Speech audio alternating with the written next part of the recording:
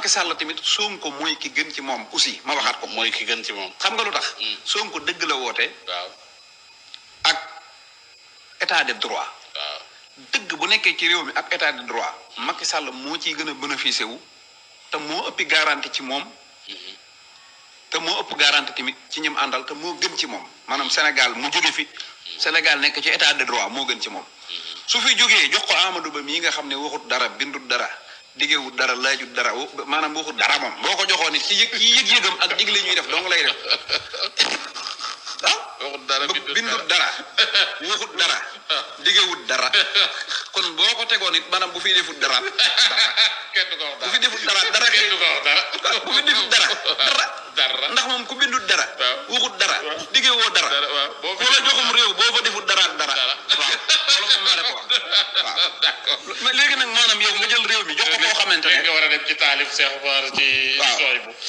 yow jël koo xam ne nii jël koo xam ne yow teg ko fi maanaam moom amoo maanaam kenn maanaam Macky Sall sax xamul bu Amadou Ba jëloon réew mi fu mu jëm billahi xamu ko barke sëñ Touba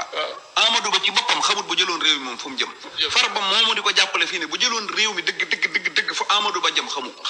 Sonko nag moom yéen xam ngeen li mu wax ba mu leer su ko defut Sénégalais yi dal ci kawam te lam ñu wax moom bokku ci dama leen di jaay doole diw damay fayandoog diw état de droit la ñuy tabax ki koy taxaw fii tey di ko saaga ndey ak ki taxaw fii di ko jàppale ñoo yem ci kanamu yoon loolu la Sonko wootee te su ko defut Sénégalais yi dal ci kawam kon li ngeen di xeex di kërti wallahi laasim gis nga Macky Sall sëñ Saliou da koo ñaanal sëñ Alaaji Baara ñaanal ko sëñ Mourtala ñaanal ko sëñ Sidi Maxtaar ñaanal ko sama kanam darum ne ñaani wàlli yu yooyoo ko jàpp ba bu bëgg a dugg ci musiba ñu ne ko doo ci dugg waaye musibaam mooy mu défier sénégalais yi xañ leen seen bëgg-bëgg léegi nag nee nga duñ jot ci suñ fiche parrainage loolu moom message la bu Macky Sall dama koy parrainage yi waaw Macky dama ko bëgg a wax ne ko moom day tëdd yi gént day tëddi Macky Sall borom bopp la day gént te it say rawaan nangu wut li nga bëgg a def waaw rawaanam nangu loo xam ci rawaan xam na ko moom Macky lu mu mës a bëgg bu dëgëree rek du yëfam sëñ bi am réew ni mu jafee jot ku ci laaj ñetti at ñu ne la am kay kooku sa ndey liggéey na lu rëy soo demee nag ba bëgg dara ñetti at yàlla maanaam foo jëm ñu ne la du fi sëñ bi nañ waxante dëgg